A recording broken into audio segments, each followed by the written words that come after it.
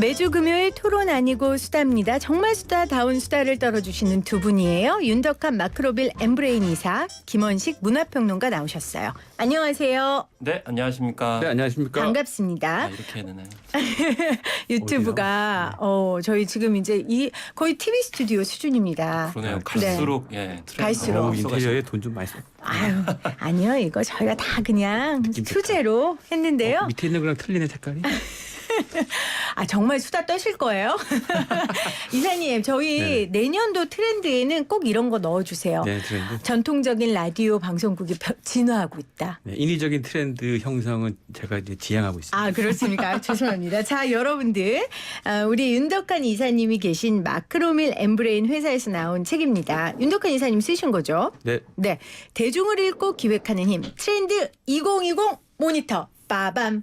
자, 자체 요가음. 이 책 받고 싶으신 분들은요. 샵 094 우물정 094로 문자 보내주시면 저희가 몇 분 선정해서 책을 드리고요. 저희가 원래 지금 받은 책이 있는데 또 식구 좋다는 게 뭡니까? 윤덕한 이사님 우리 식구니까 여러분들이 많이 보내시면 제가 한번 쫄라볼게요. 많이 드릴 수 있도록 제가 해보고요.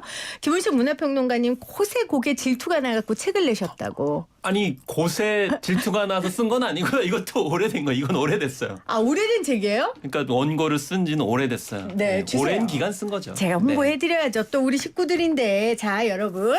김원식 평론가가 쓴 책입니다. 히든 초이스. 빠밤. 히든 초이스. 숨겨진 경제 선택의 심리라는 책을 쓰셨어요. 아니, 문화평론가가 왜 경제 선택의 심리를 쓰실 만하네요. 이건 이제 문화적인 관점에서 사람들이 어떻게 선택하느냐를 밝힌 거기 때문에 혹시 생생경제- 나름대로의 명분이 있습니다.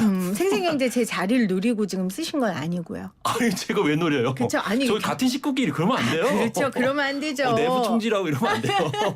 자, 우리 김원식 평론가님의 책도 저희가 곧 이벤트를 마련하도록 하겠습니다. 이쪽은 감사합니다. 제가 아직 출판사랑 식구 얘기가 안 많네요. 돼가지고. 자, 청취자 여러분들, 오늘 히든 초이스의 저자 김원식 평론가, 그리고 트렌드 2020 모니터의 저자 윤덕한 이사와 함께 하도록 하겠습니다. 자, 오늘 본격적인 문화 트렌드 수다 떨어볼 텐데요. 겨울왕국2가 개봉을 했습니다. 제가 또 5살 여아의 엄마로서 보셨어요? 본인이 겨울왕국에 나오는 공주인 줄 알고 살고 대부분 있어요. 그래요. 그렇죠. 우리 좌석- 딸만 공주병인 거 아니죠? 혹시 공주병 좌석번호가 아니에요, L4번? 좌석 번호가 A사가 진짜 있구나. 그런데 저는 아직 안 봤습니다. 저는 아직 저는 워킹맘이니까 이번 주말에 데리고 와서 보려고 하는데 아이고 힘드시겠다. 그러게요. 주말에 가면은 너무 멀리기 때문에 네. 힘들어요. 그때는 좀 오히려 저렴하게 깎아줘야 되는데 더 비싸거든요. 아, 그래요? 그럼 저 그렇죠. 같은 워킹맘들은 어떻게 해요? 그러니까요. 아, 더 정말 힘들어요. 출산 정책에 그런 거 넣어야겠다. 출산 장려 그리고 정책에. 저 불만 있습니다. 음, 제가 꼭 보고 싶은 영화가 있는데 네. 못 보고 있습니다. 뭐야? 블랙머니. 블랙머니 또 정재원 감독님이 개봉 다음날 우리 방송 나오셨어요. 역시 알아보시네. 그럼요. 근데 그때까지만 해도 이런 일이 일어날 거라고는 생각도 못 했는데 겨울왕국이 나오고 지금 너무 정말 잘 나가고 있었거든요. 그렇죠. 그래서 저희 뉴스 정면 승부에 엊그젠가 출연하셔서 스크린 쿼터제 맞아. 뭐 그런 이야기들 하셨었어요. 그러니까 했구나. 그렇군요. 그 겨울왕국 2는 같이 집에 사는 15살 여자아이. 네, 그 친구 아직 못 봤습니다. 같이. 근데 15살 여자아이도 겨울왕국 2를 좋아하나요? 엄청 좋아하죠. 아, 그렇군요. 저 그게 5세 여아만 좋아하는 줄 한 알았는데. 5년 전이니까 초등학교 때 그 네. 기억이 아주 강렬하게 그렇죠. 지배하고 있어요. 그것 때문에 2편 그러니까 보는 성장 거죠. 과정을 그대로 담고 있어서 엄청 기대도 우리 크고. 어벤져스 네, 보는 그런 느낌인 거예요? 그렇죠. 아, 그렇군요. 아직 안 보셨고 김원식 평론가님은 봤습니다. 봤는데 이번 주 주말에 1000만 돌파할 것 같다는 생각이 들도록 주말, 만들었어요. 2주 만에? 예. 지금 이제 600만을 넘어가려고 하잖아요. 와. 근데 그 아까 이제 성장 과정 말씀하셨잖아요. 근데 부모님들까지 보게 만드는 게 이제 부모님 이야기를 찾아가는 형태이고 그다음에 엘사가 1편에서는 좀 약간 수동적이었잖아요. 어디 갇혀 있고 도망가고. 근데 네. 2편에서는 완전 적극적이에요. 엘사가 그 언니 말하는 네, 거예요? 언니가. 그땐 적극적으로 자기 이제 역경을 정체성을 찾아가는군요. 헤쳐나가고 또 하여튼 진화를 하거든요. 그래서 그런 그러면은- 점들이 볼 수밖에 없게 만드는데 다만 사실 2편을 예고하지는 않았었기 때문에 스토리상 1편 중에 누가 완벽하냐 노코멘트 하도록 하겠습니다.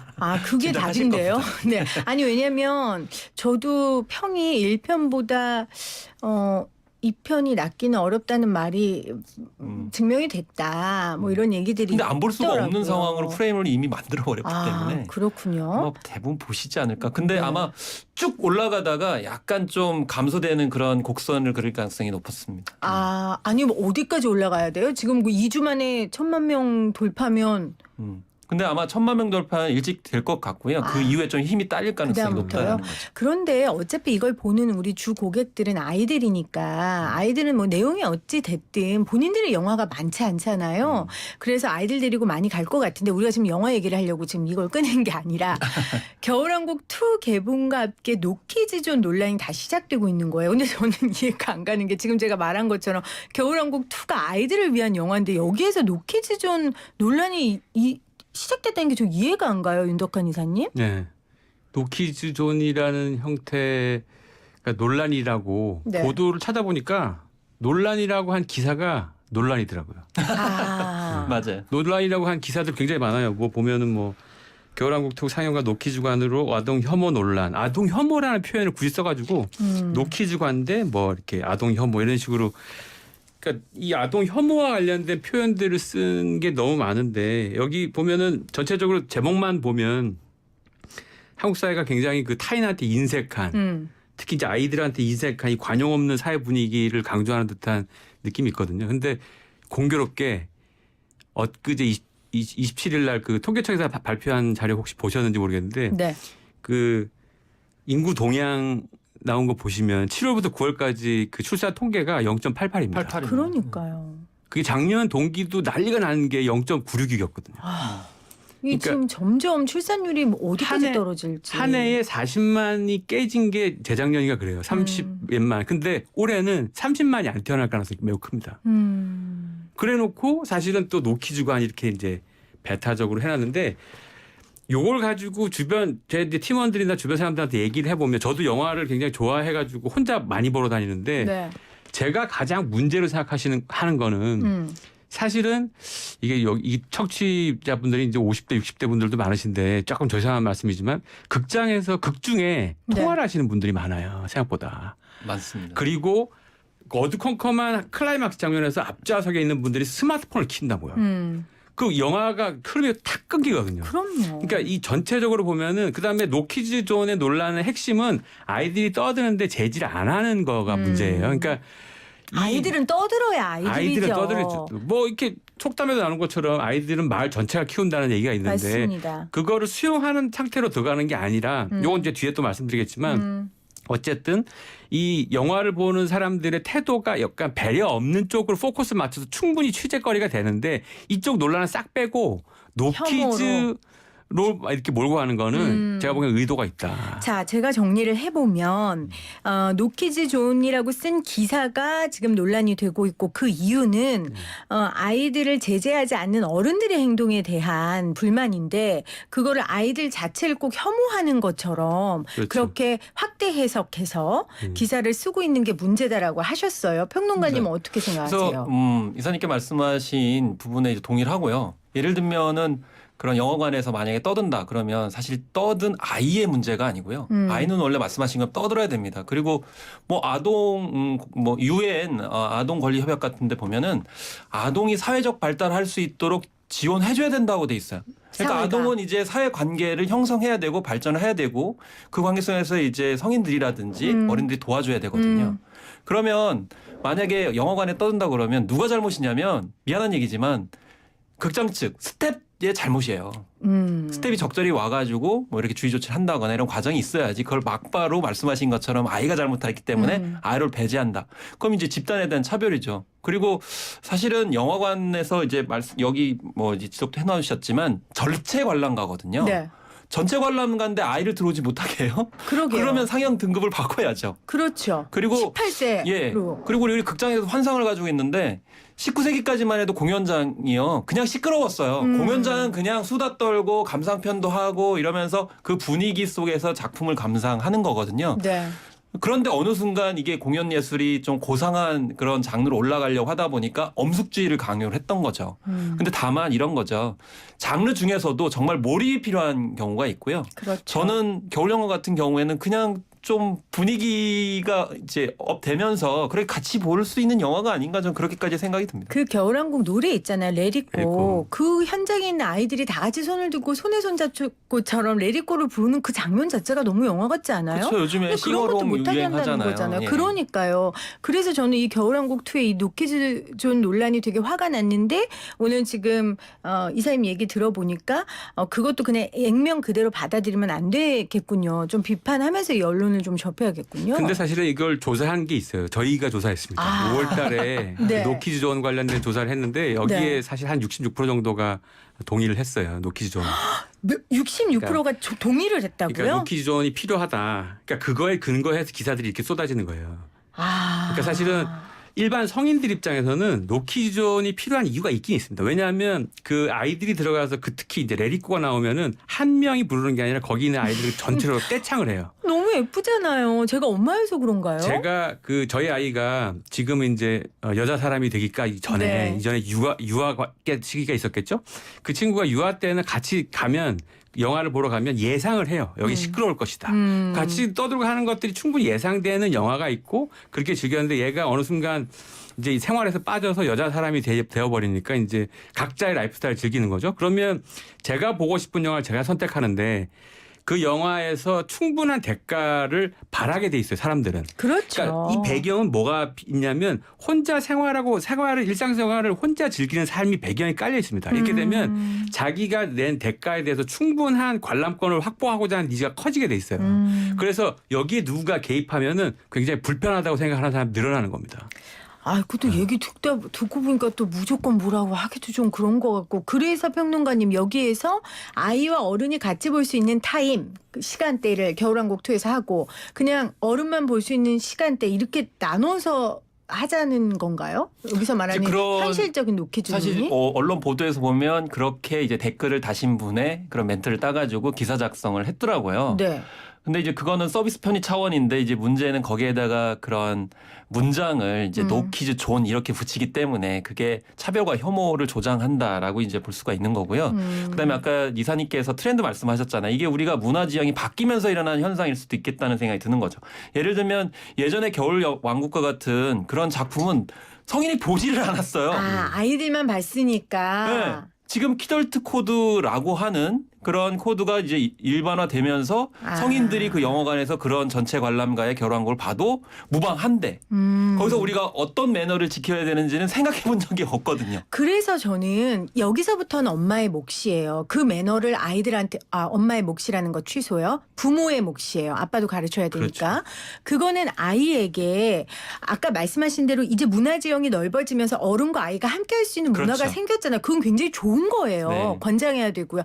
그렇다면 지금까지 예를 들어 저희가 영과 땡칠을 예전에 보러 갔을 때는 나이도 아니었잖아요. 그때는 안 가르쳐도 됐지만 이제는 부모님이 가르쳐야죠. 그렇죠? 근데 부모님이 안 가르치는 경우 저도 많이 봤고요. 그러니까 거꾸로 부모님 문제도 있지만 이게 아까 말씀드린 걸 좀 연장해서 말씀드리면 그러니까 이건 미안한 말씀이지만 이게 문화적인 어떤 그 편견일 수 있어요. 예를 들면 그 영과땡칠이 말씀하셨고 예를 들면 로버트 태권부 이런 거 말씀하실 때 거기 들어가는 사람들은 대부분 다 유아 아동이라고 보시면 돼요. 그렇기 때문에 거기서 시끄럽게 떠드는 건 당연했었어요. 그렇죠. 근데 지금 어떻게 보면 유아의 영역에 성인이 들어간 거거든요. 그렇죠. 그럼 이게 차별적인 발언일 수도 있지만 누구의 영역에 지금 누가 들어갔는지를 생각을 안 하는 거예요.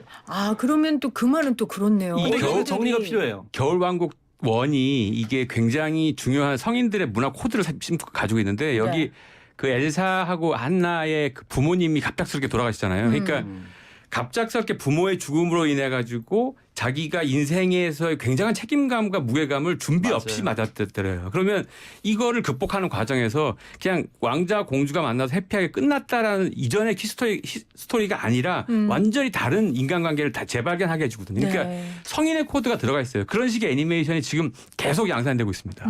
마블 스토리도 그렇고. 그렇죠. 마블의 최근작 마지막도 결국 마지막에 페미니즘 비슷한 코드로 끝나거든요. 맞습니다. 그러니까 이 코드가 지금의 그 애니메이션이나 이쪽의 그 장르 자체가 단순히 아이들이나 등급을 딱 예상할 수 있을 정도의 등급의 내용들이 포함되고 있지 않아요. 심지어 조커라고 하는 만화 캐릭터를 현실에 감 있는 굉장히 외로움과 공격성의 코드로 다루고 있잖아요. 그렇기 때문에 지금 이 어떤 장르를 가지고 뭔가 그 연령대를 예단하는 듯한 이런 식의 문화적인 상품에 대한 판단은 약간의 편견이 만들어낸 거라고 볼 수도 있겠네요. 그러면 노실버존은 어떻게 생각하세요? 실제 노실버존이 있어요? 노키즈존은 있잖아요. 제 기사가 또 하나 나온 거예요. 네, 그래서 맞아요. 우리가 트렌드 분석할 때 제일 중요한 게 언론 보도에서 다루거나 어떤 책에다 나왔다고 그래가지고 그게 트렌드냐 이게 아닌 건데 어쨌든 언론 보도에서 나온 거는 노시니어 존이었어요. 제가 본 거로는. 근데 거기에 그 노시니어 존의 나이대가요 49살이었어요. 세상에 무슨 이태원 클럽도 아니고. 그래가지고 주로 뭐 이제 그 포장마차에서 약간 술 매너가 안 좋으신 분들을 겨냥을 이렇게 얘기한 건데 제가 말씀드리고자 하는 거는 뭐냐면 이런 식으로 노 땡땡 무슨 존을 만들면 이 대한민국 국민이 전체가 다 이제 배제 대상이 될 수밖에 그럼요. 없지 않나. 안 걸리는 게 없잖아요. 노 뭐 이렇게 10대들이 들어오지 말라. 뭐 티네이저 존이라든지 노 커플 존이라든지 이렇게 계속 비슷한 유형들이 만들어진다는 거예요. 그러니까 그거의 배경이 되고 있는 게 아까 이제 말씀드린 것처럼 혼자 뭔가를 즐기는 문화가 배경이 돼 있잖아요. 그렇죠. 근데 이렇게 돼 있으면 어떻게 되냐? 실제로 오프라인에서 사람을 직접 소통하는 경우가 잘 없다는 거예요. 이렇게 되면 휴대폰 좀 꺼주시겠어요? 죄송합니다. 제가 좀 방해를 받아서 이 한마디 건네는 게 쉽지 않은 상황이 반복된다는 거예요. 그러니까 오프라인에서 이거 죄송한데 요거 좀 이렇게 치워주시겠어요? 이 한마디를 건네는 상황이 점점 더 불편해지고 오프라인에서 만나는 매너 문제가 반복될 가능성이 있습니다. 서툴러지니까. 그러니까 사람이 같이 어울리면 왜 불편한 게 없겠어요. 그렇죠. 당연히 불편하죠. 근데 그 불편한 것들을 해결하고 극복하는 게 사람 사는 건데 노 무슨 존은 아예 장막을 치는 거잖아요. 그렇죠. 그래서 그렇습니다. 양해도 구하고 싶지 않고 그 양해에 대한 사과도 내가 하고 싶지 않고 배려도 받고 싶지 않고 네. 하고 싶지 않다는 거예요. 그래서 그 현상적으로 나온 또 개념 중에 하나가 그거잖아요. 언택트적이라고 그래가지고 그건 또 뭡니까? 네, 접촉하지 않는 아. 것을 이제 선호하는 경향 이런 얘기를 하는데 근데 그렇게 이제 불소통 과정이거든요. 근데 지금 지적하셨듯이 네. 이 노키즈존 같은 경우도 사실은 대화 자체를 하지 않겠다는 건데 아예 배제를 해버리는 거잖아요. 근데 민주적 과정이라고 생각을 하면 예를 들면은 그거를 뭐 주의 조치를 하게 되면 그 이후에 어떤 단계를 밟아가지고 퇴실 조치할 수 있겠다. 뭐 그런 이제 경고 문구라도 있어야 되는데 그 네. 경고 문구 자체도 없어요. 그렇죠. 그러니까 일종의 민주적 과정 자체가 없는 그런 상황인 거죠. 그래서 예를 들면 핵심 본질은 뭐냐면 이게 노 매너의 문제예요. 아이의 문제가 아니고. 그렇죠. 노 매너. 그게 네. 핵심입니다. 그런데 그걸 왜 세대에 규정을 하거나 집단 규정을 하느냐는 거예요. 그래서 이런 거죠. 노 매너 금지 뭐 구역 혹은 금지 존 이렇게 하는 것이 원래 적당한 것이지 노 키즈 존이라고 하면은 비슷하게 노 시니어 존, 뭐 이제 그런 티네이저 존 이런 식으로 집단 차별 현상들이 확산될 가능성이 높다라는 건데 한편으로는 노 매너 존을 뭐 말씀드린 이유는 뭐냐면 자영업자 입장도 있어요. 예를 들면 뭐 굉장히 큰 프랜차이즈점 같은 경우에는 자본의 규모가 있기 때문에 뭐 손님들이 약간 덜 와도 상관이 없는데 작은 그런 카페에 가가지고 만약에 아이들이 뛰어다니고 이런다. 그러면 자영업자 입장에서는 굉장히 큰 손해고요. 특히 노키존 같은 경우 구글 지도를 보니까 전국에 400개 정도 되는데 제주도에 유독 많더라고요. 그러니까 자영업자들 하소연이 뭐냐. 제주도는 한철 그런 영업이라는 거예요. 그렇기 때문에 휴가지이면서 이제 와가지고 만약에 그렇게 마음대로 이렇게 하시면 정말 생존의 문제이기 때문에 어쩔 수 없다. 근데 어쩔 수 없다 하더라도 아까 말씀드린 노매너 뭐 금지 존 같은 어떤 과정적 절차가 필요하고 또 그 문장 자체도 유화적으로 바꾸는 현실적인 어떤 대화 소통의 의지가 있어야 되는데 지금 말씀하신 것처럼 아예 소통 안 하겠다는 거거든요. 예.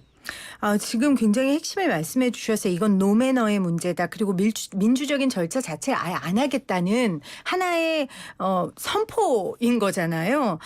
우리가 노 저펜이 아니라 노 아베인 것처럼 정확하게 노 매너라고 해야 되고 그걸 또 언론이 너무 뭐 노키즈존, 노실버존 이렇게 해서 그걸 세대 간의 갈등으로 몰고 가서는 안 될 것 같네요. 그렇죠. 근데 이게 약간 음모론적 시각을 좀 더해보면 또 음모론 얘기하실 거예요? 예를 들어서 노 키즈존이 성립이 돼서 실제 그런 관들이 몇 개가 생겼다. 그러면 아마 노 실버존이 생길 거예요. 그러니까요. 네, 그럼 연속해갖고 생길 텐데 이렇게 되면 약간 프리미엄을 주고 볼 사람들이 올 거고 약간 마케팅 전략과 연결될 가능성이 있습니다. 이게 이제 공식적인 여론의 뭔가 명분을 만드는 거거든요. 마케팅 상품에 대한. 네. 그래서 이 논란은 아까 그 김홍식 박사님이 얘기한 것처럼 정확하게 노 매너의 문제라고 뚜렷하게 한번 프레이밍을 해주는 게 굉장히 중요할 것 같습니다. 그래서 음모론 하나 더 하면 아까 이제 노키즈 존을 그 상영관에 만들겠다고 아까 처음에 말씀하셨잖아요. 그럼 거기서 돈을 또 더 얹어가지고 입장하게 만들 가능성도 있죠.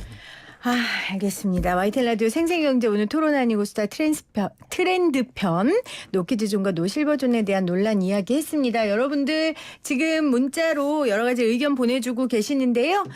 대중을 읽고 기획하는 힘 트렌드 2020 모니터 이 책 몇 분 선정해서 여러분들께 선물을 보내드릴 겁니다. 여러분들 계속해서 애청해 주시기 바랍니다. 시간은 언제나 앞으로 간다.